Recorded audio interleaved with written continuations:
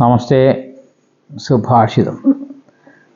അശ്വപ്ലവമഞ്ചാംബുദഗർജിതഞ്ച സ്ത്രീണാഞ്ച ചിത്തം പുരുഷസ്യ ഭാഗ്യം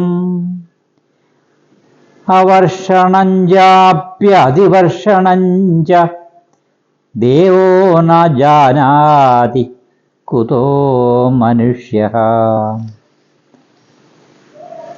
ഇവിടെ സുഭാഷിതത്തിൻ്റെ അർത്ഥം പറയുന്നത്, ദേവന്മാർക്ക് പോലും അറിയാത്തത് മനുഷ്യൻ എങ്ങനെ അറിയാനും പറ്റുമോ? ദേവന്മാർക്ക് പോലും അറിയില്ല, പിന്നെ എങ്ങനെ മനുഷ്യൻ അറിയുന്നു എന്നാണ് പറയുന്നത്. എന്തൊക്കെ വിഷയങ്ങൾ? കുതിരച്ചാട്ടം. കുതിര എപ്പോഴാണ് ചാടുന്നതെന്ന് നമുക്ക് നിശ്ചയിക്കാൻ പറ്റില്ല.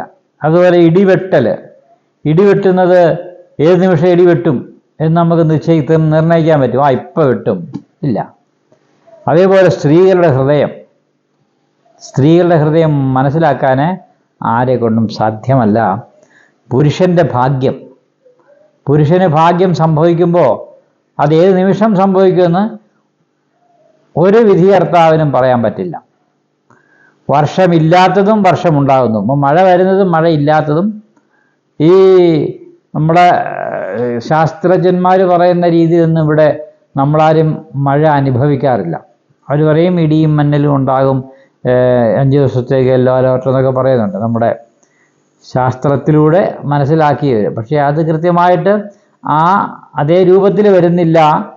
അത് അതിൻ്റെതായ രീതിയിൽ വന്നും പോയി നിൽക്കും. ഇപ്പോഴേ വലിയ വേനൽക്കാലമാകുന്നു, കുറച്ച് കഴിയുമ്പോൾ അത് വലിയ മഴക്കാലമായി മാറുന്നു. അതിന് പ്രകൃതിയുടെ ഒരു പ്രതിഭാസമാണിതൊക്കെ. അപ്പോൾ അതൊരിക്കലും നമുക്ക് നിർവചിക്കാൻ പറ്റില്ല. ദേവന്മാർക്ക് പോലും ഇത് നിർവചിക്കാൻ പറ്റാത്ത എങ്ങനെ മനുഷ്യന് സാധിക്കും എന്നുള്ളതാണ് ഇവിടെ പറയുന്നത്. അപ്പം മനുഷ്യനാൽ നിർവചിക്കപ്പെടുന്നതൊക്കെ അസത്യം എന്നുള്ള അർത്ഥത്തിലാണ് ഇവിടെ സൂചിപ്പിക്കുന്നത്. കാരണം ഇപ്പോൾ പറയാം അത് ജ്യോതിഷശാസ്ത്രമാണെന്ന് പറഞ്ഞിരുന്നാലും അതൊരു ശാസ്ത്രമാണ്.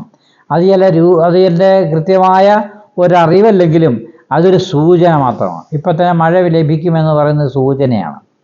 അത് കൃത്യമായ ഇന്ന സമയത്ത് ഇന്ന സംഭവിക്കുമെന്ന് പറയാൻ ആർക്കും സാധ്യമാകില്ല എന്നാണ് ഇവിടെ സൂചിപ്പിക്കുന്നത്. കാരണം ഇന്ന് നടക്കുന്നത് നമ്മുടെ നേരിട്ട് കണ്ടുകൊണ്ട് കാണുന്നതാണ് സത്യം.